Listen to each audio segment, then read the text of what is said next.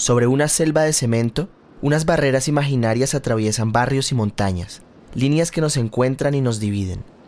Desde Andante viajaremos a lugares llenos de retos y movimiento, encuentro, identidad y ante todo, música. Hoy, desde la capital, fronteras, desigualdad y resistencia artística en Bogotá. Yo creo que suena, por supuesto, a mucha resistencia, mucha valentía, pero también a mucho dolor, a mucha injusticia, a mucha deshumanización. Amigos, camaradas, compañeros y vecinos, unidos por las cuadras que nos crearon desde niños. Todos nos conocemos de la zona, somos hijos, y los que vienen de afuera aquí también son bienvenidos. Amigos, camaradas, compañeros y vecinos, unidos por las cuadras que nos crearon desde niños. Se vive con cariño y también con humildad por las calles de los barrios que conforman Bogotá. Mi barrio está poblado de... Soy Daniel Felipe Zapata, soy de Bogotá y soy habitante de Ciudad Bolívar, específicamente del barrio Altos de Jalisco, un barrio de la parte media de la UPZ 67 acá en Ciudad Bolívar. Pues desde muy joven he estado en procesos sociales y culturales acá en Ciudad Bolívar, y como después de eso pues armó mi propio, con otras personas armamos un parche que se llama Colectivo La Enredadera, y con el Colectivo La Enredadera trabajamos acá en Ciudad Bolívar como proyectos artísticos relacionados con comunidad. Me interesa mucho como el arte comunitario, y a partir de eso hemos como hecho distintas propuestas desde distintos elementos, desde el teatro, desde las artes plásticas también, reflexionando sobre esas relaciones y tensiones sociales también existentes en el sur de la ciudad y existentes acá en Ciudad Bolívar. Él es Daniel, conocedor y trabajador popular desde el arte en las periferias de Bogotá. Con él conversamos no solo sobre su trabajo, sino también sobre los procesos históricos de migración hacia Bogotá y sobre las nuevas barreras que en ella se crean. Es esta cosa de que en Bogotá todos somos, una gran parte somos rolos, como personas nacidas en Bogotá, pero de padres que no son de aquí de la ciudad. Hay como unas generaciones que determina que ese poblamiento en Bogotá sea así. Entonces, Bogotá, yo creo que las ciudades en general en Colombia tienen como ese fenómeno que está muy relacionado con el conflicto armado y con los desplazamientos que se generaron en el siglo XX. Entonces, el poblamiento, por lo menos de Ciudad Bolívar y esta parte de la localidad, que antes era la hacienda Chircales y Casablanca, comienza como con la migración de los años 50 de muchos campesinos que comienzan a salir de los campos a las ciudades con el ánimo de encontrar mejores condiciones de trabajo y buscar como una garantía mayor que no les daba como la ciudad o el conflicto armado. Digamos que la década de los 80 en Colombia es una década muy fuerte del desplazamiento y del conflicto. Entonces, en ese momento llegan también una gran cantidad de desplazados internos, principalmente nacionales, huyendo de los conflictos que pasan en las regiones por distintas causas también, y eso es lo que termina como haciendo un poblamiento general de Ciudad Bolívar. Y actualmente pues Ciudad Bolívar sigue siendo como esa parte de la ciudad receptora de migrantes nacionales e internacionales, ¿no? Migrantes venezolanos que han llegado y migrantes nacionales que siguen llegando a construir estos nuevos asentamientos, a pesar de que la distribución en Bogotá de población venezolana se encuentra más en la media del mundo occidental. Fontibón, Usaquén y tal, como en esta parte se encuentra una mayor presencia, digamos, estadística de población venezolana, pero en general en la ciudad completa, y Ciudad Bolívar y Bogotá es una ciudad de migrantes, así vengamos de Boyacá como mis padres y tal, pero sabes, es esa como identidad migrante que tenemos todos los bogotanos, la gente que viene a estudiar, la gente que viene por trabajo, lo que sea, igual es una situación muy cercana a la migración venezolana. Pues creo que lo que sucede en Ciudad Bolívar de particular es que la recepción es como normal, como que se recibe al migrante como un proceso de recepción, digamos, no hay una denuncia por los asentamientos. La gente no denuncia la creación de asentamientos pues porque es una forma de poblamiento que responde a unas necesidades, a unas injusticias, a un desplazamiento casi siempre, que hace que las personas decidan asentarse y construir una casa, autoconstruir. Y también, digamos, interesante entender que en Bogotá también hay una migración interna en Bogotá. En Bogotá hay una migración constante entre localidades. La gente de un proceso llega al Salitre, ¿no? Al terminal, y de ahí comienza un proceso de desplazamiento que además lo hemos descrito mucho hablando con la gente que llega, digamos, con los migrantes que han llegado a Ciudad Bolívar, como ese proceso, ¿no? Yo llegué pues al terminal, ahí me fui para el centro, ahí ya conseguí un lugar en Bosa y así tal, ella luego en Bosa pasó esto, entonces ya, y ahora estoy acá en Ciudad Bolívar, en un asentamiento, pues porque no pago un arriendo, porque pues por acceso también mucha gente llega, ¿no? Como no podía pagar más arriendo, no tenía una casa, entonces tenía que buscar dónde estar, entonces por lo tanto decidí ir allá porque pues allá podía sentarme, tener como un terreno, una lona, y eso digamos que hace parte de ese fenómeno también de migración y la decisión de que estos asentamientos o nuevos barrios estén. La gente llega por muchas razones, por muchos factores, pero tiene que ver también con el desplazamiento nacional, internacional, o con el mismo desplazamiento local que existe en Bogotá, de tener en una ciudad tan difícil, en una ciudad también tan cara, con unas líneas y unas barreras sociales y clasistas tan evidentes, digamos, ubicarse para un desplazado, para un migrante, ubicarse en esta gran ciudad es como toda una travesía que a veces termina en Ciudad Bolívar y terminan muchas familias en asentamientos que se están construyendo. Entonces creo que, y esto no ha cambiado de los 50, o sea, como que uno ve ahorita los asentamientos, los nuevos barrios de asentamiento, y es como si eso fuera una foto de los años 60, de los años 50, de los barrios que ya están organizados, que ya tienen, digamos, servicios públicos, vías pavimentadas, esos barrios que ya llevan 50 años autoconstruyéndose, pues es como una foto del pasado, pero entonces es como el mismo presente, porque no es la dinámica igual y la organización de la ciudad y la recepción no cambia. Entonces creo que es como eso. Es interesante en la lectura del Sur y de Ciudad Bolívar sobre la migración, ¿no? Como esta onda de todos somos migrantes, estamos buscando mejorar nuestra calidad de vida o un lugar más seguro para vivir. Que a veces es Ciudad Bolívar, a pesar de que socialmente es como un lugar muy peligroso. Vive otro ambiente, ni East Coast ni West Coast, tengo lo suficiente. Amor para mi gente, es que nada se compara al amor que da la vieja o el sabor que se refleja en tu propia cara. Nadie pidió que lo contara, pero unidos estuvimos y hasta hoy así seguimos, aunque me alejara. Estás dedicada para mi ciudad y sus callecitas, mis perros, el cerro y su lucecita. Para todos mis panitas que se matan desde el viernes y casi siempre el lunes resucitan. Amor para la tierrita, pero más amor para el que la cuida y la vida al pelo. Hey, yo con los pies siempre en el suelo, a 2600 metros, más cerca de lo que quiero. Para Daniel, los procesos de poblamiento y de construcción colectiva en las fronteras de la capital han sido caracterizados por la autoconstrucción, un proceso que es admirable sin duda, pero que también explica detrás violencias y estigmatizaciones, principalmente desde lo institucional. La estigmatización, que es el resultado de estos dos procesos, ¿no? La ausencia del Estado, por un lado, el proceso de la autoconstrucción en condiciones precarias y en empobrecimiento, que tampoco se quiere romantizar y decir como, ay, la autoconstrucción es tan chévere, porque es una denuncia también, y es importante denunciar la inequidad social, la injusticia que hay frente a los servicios, como el transporte o el servicio de la electricidad. La autoconstrucción es un modelo muy potente, comunitario, pero que responde a unas necesidades muy grandes que existen en los barrios periféricos de la ciudad. Y todo eso, el resultado de eso, pues, pero también del poblamiento, del desplazamiento de estos territorios, pues genera que exista una estigmatización muy grande. Entonces, si uno dice Ciudad Bolívar, la gente de una, uy, ¿qué está pasando? ¿Saben qué hay por allá? O qué miedo que usted sea de Ciudad Bolívar, o qué miedo ir a su casa y tal. Eso, digamos, no solo es molesto o como incómodo en el sentido social y personal, sino que esa estigmatización es como el punto de partida para justificar la criminalización de los jóvenes, para justificar acciones directas como el reclutamiento armado, la presencia de la mal llamada limpieza social, el asesinato sistemático de líderes y lideresas ambientales o sociales acá en el territorio. Pues digamos que ese proceso de estigmatización, digamos que corresponde a unas condiciones históricas y tal, pues también ha devenido en algunas como acciones de poder y de control en este territorio que no siempre han sido buenas para los habitantes. Ahora bien, lo que han hecho justamente desde el museo autoconstruido en el que trabaja Daniel es justamente reivindicar el potencial creativo y a la vez crítico de esta misma autoconstrucción. Eso les ha permitido llevar los procesos artísticos al terreno de la denuncia y de la transformación de sus realidades. Escuchemos cómo lo explica Daniel. Desde hace 2 años trabajo en el Museo de la Ciudad Autoconstruida. El Museo de la Ciudad Autoconstruida es un proyecto joven, tiene 2 años, es un museo que está ubicado en la última estación del Transmicable, que se llama Mirador del Paraíso, en el barrio Paraíso. Este museo hace parte del Museo de Bogotá, digamos administrativamente es del Museo de Bogotá y del Instituto Distrital de Patrimonio Cultural, y lleva 2 años en funcionamiento. Lo interesante e importante de este museo es la forma en la que se ha construido y en su funcionamiento actual. Entonces, para construir el museo partimos como de la historia del Transmicable, porque también ese equipamiento, como el sistema de transporte, cuando se diseña, cada estación tiene un equipamiento social y cultural. Y para la última estación se definió con la comunidad tener una biblioteca y un escenario de memoria, que luego pues ya es definido como Museo de la Ciudad Autoconstruida.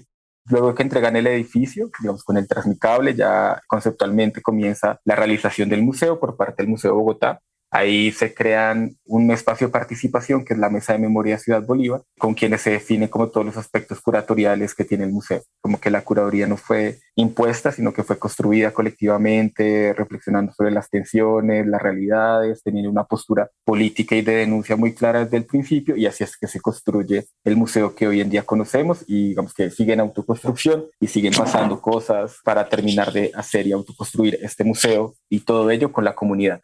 El museo tiene como un principio y es como un poco exponer las luchas comunitarias y sociales de Ciudad Bolívar para entender cómo funciona esto de la autoconstrucción en la ciudad, más allá también de la arquitectura, sino socialmente, culturalmente y todas las tensiones que hay en Ciudad Bolívar, pero también que las hay en el borde sur de Bogotá y en la media luna sur de la ciudad. Pero, ¿qué es lo que se denuncia desde el museo? ¿Qué implica hacerlo desde este modelo de autoconstrucción?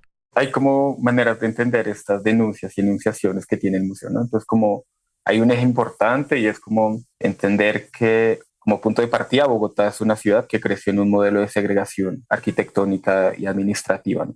La misma forma en la que fue dispuesta administrativamente Bogotá y los planes de ordenamiento territorial generaron que existiera esta división, ¿no? Que además en Bogotá es más clara también por la estratificación, por tal, pero digamos que el resultado de muchos también procesos sociales y de organización de la ciudad determinó que el borde de todo Bogotá, pues digamos que fuera como una zona receptora, ¿no?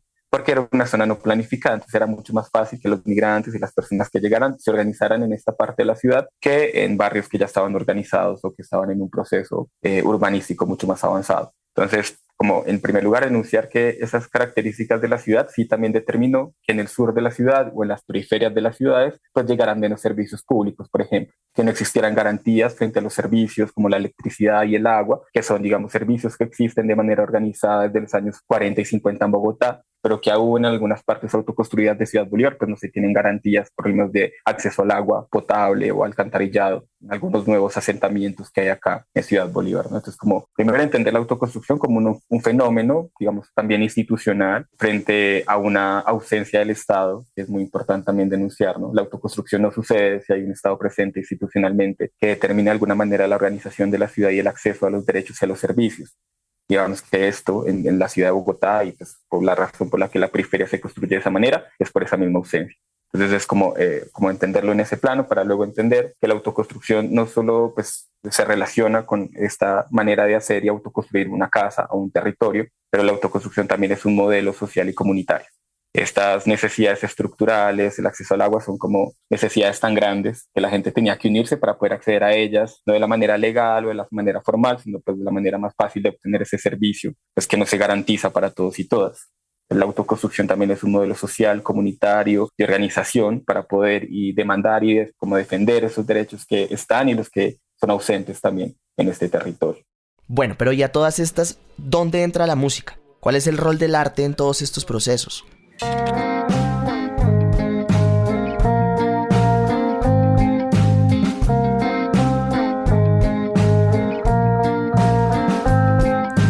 ¿Cuándo acabará el conflicto en mi tierra? Tanto ser humano despojado en las afueras de esta gran ciudad que se va devorando de muchos problemas, ellos vienen escapando.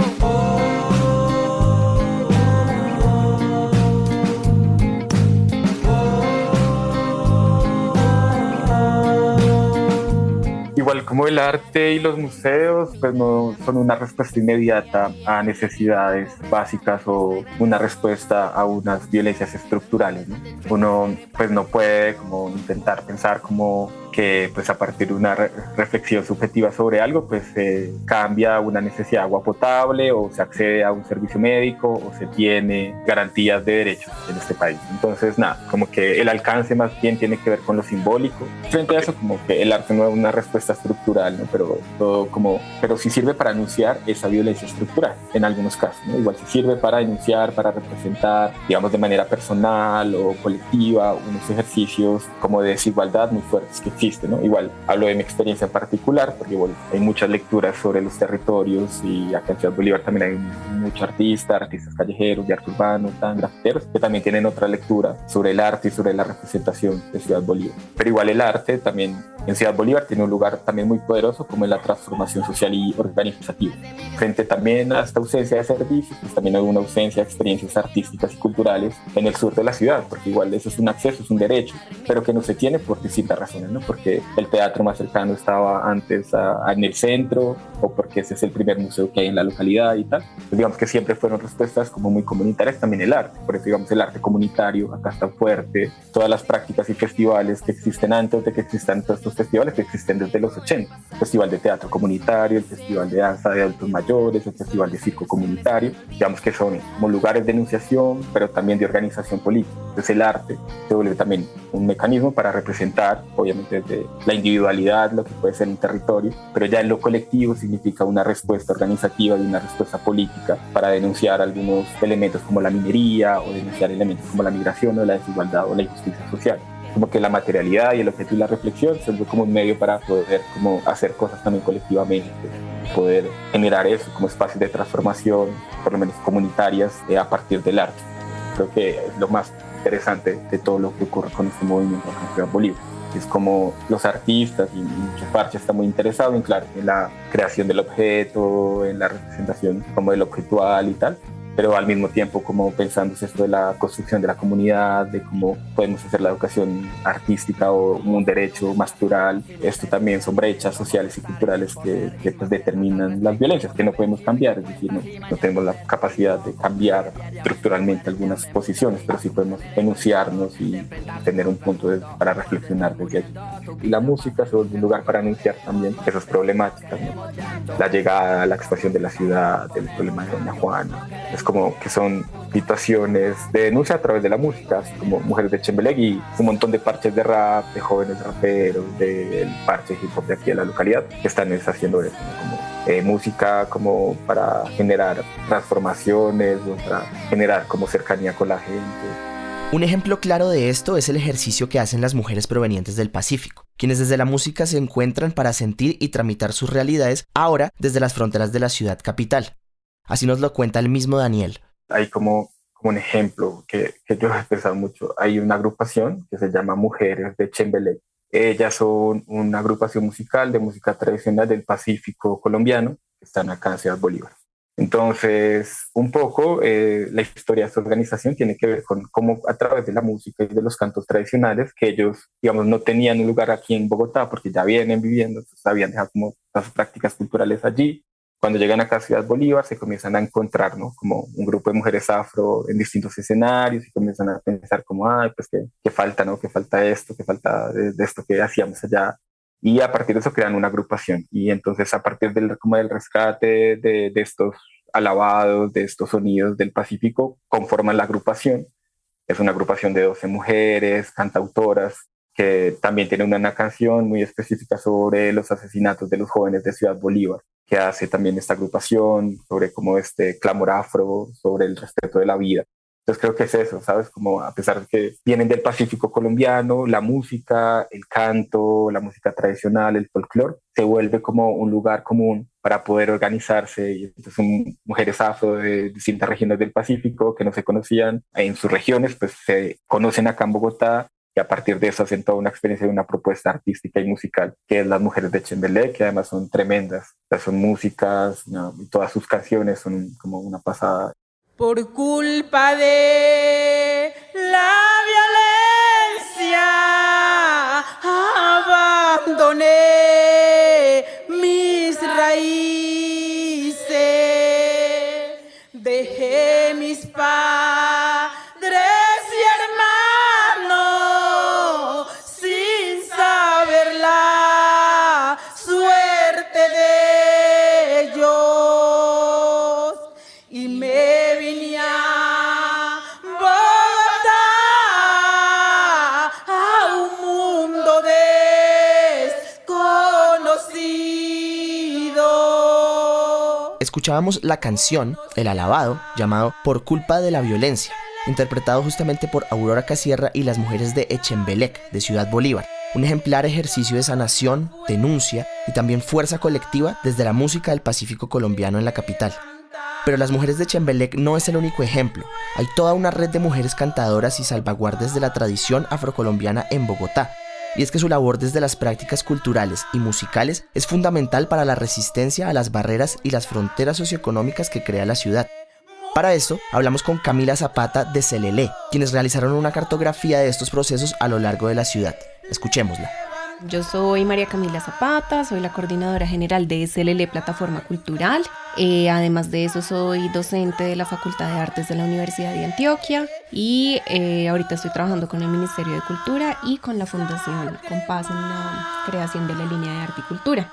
Soy gestora cultural, soy politóloga, soy bailarina y lo más bonito de todo es presentar a Celelé. Celelé es una plataforma de investigación-creación enfocada en prevención de violencias y construcción de paz desde distintos lenguajes de las artes. Celelé es una palabra en palenquero que significa hacer ruido, alboroto, escándalo, bulla, y precisamente esa es la idea, como hacer ruido frente a situaciones que normalmente han estado invisibilizadas y silenciadas.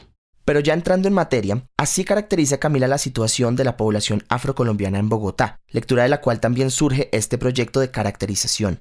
Bueno, yo creo que hay que partir del hecho de que la población afro es una población desplazada desde el inicio, desde la época colonial, o incluso desde antes. Y en ese sentido, como que tenemos tristemente unas herencias pues de orfandad, de mucha orfandad, y creo que en ese sentido todo nos ha tocado pelearlo, pero además porque a diferencia, por ejemplo, de las poblaciones indígenas acá en el país, la población afro no fue sino con la Ley 70 que se empezaron a reconocer como unos derechos sobre las tierras en donde estaban asentados. Entonces, desde ese momento hacia atrás, digamos que todo fue esta lucha de estos líderes, de estas lideresas, por ir consolidando algo pues que yo creo que es totalmente humano y es un lugar donde meter la cabeza y donde criar a sus hijos. Entonces, desde ese escenario, con Celelé desarrollamos el primer proyecto, que es A Donde el Ritmo Nos Lleve, que son cartografías sonoras de mujeres afro en situación de desplazamiento acá en la ciudad de Bogotá. Y es también esa idea de cómo con estas situaciones de desplazamiento las mujeres acá en Bogotá como ciudad de recepción mantienen vivo unos patrimonios inmateriales desde la música, desde la gastronomía, desde la danza, porque además ese es como el tema, y es que Celelé no se centra únicamente en el tema de la música porque todo hace parte del mismo lenguaje. Entonces, pues como bailarina siempre me interesó la danza, pero la danza está, por supuesto, muy comunicada con lo que es la música, y desde el mismo nombre de Celelé como ruido, como bulla y como escándalo, pues también nos interesaba mucho el tema de las sonoridades y de esas tradiciones y memorias que se comparten desde la música. Fue súper difícil empezar con esa delimitación, pues porque precisamente estamos hablando de muchos territorios que claro, confluyen acá en Bogotá, pero que además están todo el tiempo en tránsito. Estas mujeres cantadoras están yendo y volviendo, y pues estamos hablando, por supuesto, de patrimonios que vienen también de las zonas de residencia de ellas, de las zonas de origen de ellas. Entonces, ¿qué encontramos? Lo primero que queríamos hacer y el por qué lo queríamos mapear era saber en dónde estaban las comunidades afro acá en Bogotá. Principalmente ubicadas en Bosa, Usme, Suba y Ciudad Bolívar, lo que según la misma Camila muestra la ciudad que les es permitida y la que no a estas poblaciones desplazadas y afrocolombianas que terminan asentándose principalmente justo en estos límites y en las periferias de Bogotá. Aún así, es ahí en esos espacios y márgenes de la ciudad donde el patrimonio se hace vivo, se recuerda y se piensa a futuro. Del cielo viene bajando por un aire resplandor, a traerles un mensaje a toda la humanidad. Cuidemos la madre tierra, ríos y mares también. Del cielo viene bajando por un aire resplandor. Yo creo que del proceso lo que más aprendimos es que las mujeres, específicamente las mujeres dentro de la comunidad, son las que han tomado la delantera y la iniciativa de mantener vivos esos patrimonios, y creo que hay algo que les preocupa mucho, y es qué lugar van a ocupar sus hijos y sus nietos en una ciudad pues que es supremamente hostil, que la recibió a ellas de forma muy hostil, que nos sigue siendo negada, y que si nos permite un espacio es porque los afrobogotanos nos despojamos de cualquier herencia afro, ¿cierto? Esto entonces crea unas nuevas y complejas relaciones con Bogotá, con lo que la ciudad les brinda, pero también con lo que les impide. Ellas siempre lo definen, la palabra que utilizan, la frase que utilizan es Bogotá como una selva de cemento, y es muy complejo evidenciar, pongámoslo en esos términos, si quieren o si no quieren a la ciudad. ¿Por qué? Porque pues también sus hijos fueron ya criados acá, sus nietos ya nacieron acá y pues digamos que ya se han acostumbrado a unas dinámicas acá, pero no necesariamente se sienten parte de la ciudad. Todo el tiempo están luchando por espacios, y por eso te decía un poco como el recibimiento también de cuando nosotras empezamos a interactuar con ellas, como que fue desde la desconfianza, porque todo ha sido siempre luchado y todo siempre ha sido con obstáculos y todo siempre ha sido a lo poquito, a lo mínimo, como al mínimo vital, y desde ahí se parte. Entonces hay heridas abiertas todavía. Las ciudades de recepción, no solamente Bogotá, son ciudades que necesitan de verdad entender pues que el espacio, la tierra, el territorio debe ser inclusivo con todo el mundo y debe ser abierto para todo el mundo, y no lo es. No lo es casi que una obligación, y yo creo que esa es una situación de la migración en todo el mundo.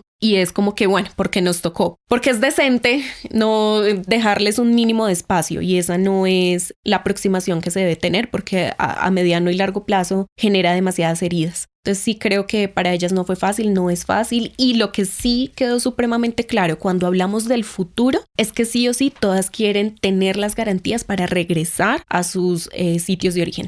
O sea, eso es una realidad. Bogotá es un espacio de tránsito, no es un hogar y no es el territorio en el que ellas quieren estar.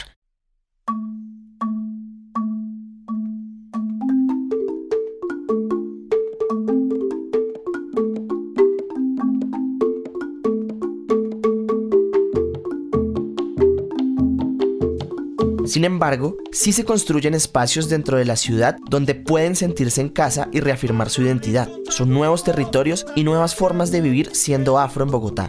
Cuando nosotros hicimos la cartografía, pues también decidimos mapear no solamente dónde ellas estaban, sino cuáles eran esos lugares que precisamente se consolidaban como un hogar o como espacios seguros para también mantener y practicar sus expresiones culturales, y también como un espacio de acompañamiento, de sanación. Y entre estos espacios, que no son los únicos, pero dentro de esos espacios están los quilombos. Los quilombos se entienden como estos espacios donde las mujeres desarrollan actividades de partería y actividades de medicina tradicional, e incluso también donde ejercen su espiritualidad. Y son supremamente importantes, son también espacios que han sido invisibilizados y negados para la población blanco-mestiza de la ciudad. Entonces son espacios como prohibidos, como de brujería. Pero pues no, para la comunidad son supremamente importantes. Las mujeres también se reúnen ahí a cantar, porque lo que te digo, como que la música trasciende este espacio, estético, sino que es también este espacio espiritual y de la cotidianidad para cualquier tarea. Entonces, si trenzamos, cantamos o escuchamos música; si cocinamos, cantamos o escuchamos música; si enseñamos, cantamos. Y los quilombos permiten esto. Los quilombos son ese espacio también como seguro donde la comunidad puede mantener vivas sus tradiciones. Tengo zapatos de palo para proteger mis pies, para proteger mis pies. Voy encantado, voy encantado, lo cogí maduro, lo cogí maduro. Voy encantado, voy encantado, lo cogí maduro. Y así terminamos este episodio escuchando a La Revuelta, una de las históricas y más importantes agrupaciones de música del Pacífico formadas en Bogotá. Las voces que nos han llevado por este recorrido lleno de reflexiones nos permiten entender que los procesos de asentamiento y de reasentamiento son constantes en Bogotá para aquellos que llegan en condiciones de desigualdad de otras regiones del país. Bogotá acoge, pero a la vez crea sus propios límites, sus propias fronteras, que son sobre todo de acceso a derechos y de inclusión social. Por eso son tan importantes los procesos de construcción colectiva que en la periferia se dan todos los días en Bogotá, a través del arte, de la música o desde la misma denuncia desde lo sensible. La vida en los márgenes que crea la ciudad es una lucha constante por la dignidad y el reconocimiento, la inclusión y la tranquilidad. Desde las memorias forjadas conjuntamente en el Museo Autoconstruido de Ciudad Bolívar hasta los profundos alabados de las mujeres de Echembelec y demás cantadoras del Pacífico, la música permite que las nuevas fronteras sean cantadas y performadas para superarlas, al mismo tiempo que se llenan de voces y de sonido transformador para tumbarlas. Estas fronteras no son más que divisiones culturales, humanas, casi siempre desiguales y a veces racistas, pero reconocerlas de esta forma nos da también pie para día a día trabajar para reconocerlas, denunciarlas y cambiarlas colectivamente. Todo desde las herramientas sensibles y creativas como la música o el arte en su infinita posibilidad. Lo cogí maduro, yo no como chontado, yo no como chontado, es bueno para preñar, es bueno para preñar, la que come el chontado, la que come el chontado, tiene que planificar, tiene que planificar, oye el chontado. Recuerden que pueden seguirnos en Instagram como @andantepodcast y escucharnos en Spotify o en cualquiera de las plataformas de podcast de su preferencia. También les invitamos especialmente a que nos visiten en nuestra página web www.andantepodcast.com, donde encontrarán, además de todos los episodios, contenido exclusivo de las entrevistas y las transcripciones de cada capítulo. Que no quieren invadir, este chontado bueno es otro, este chontado. Este podcast fue posible gracias a la producción y trabajo de Diego Bernal, Dana Castaño, María Clara Sea, Alejandra Lara, Juliana Ortega, Henry Ortega y quien les habla desde los estudios de Arcadia Sonora, Julián Muñoz.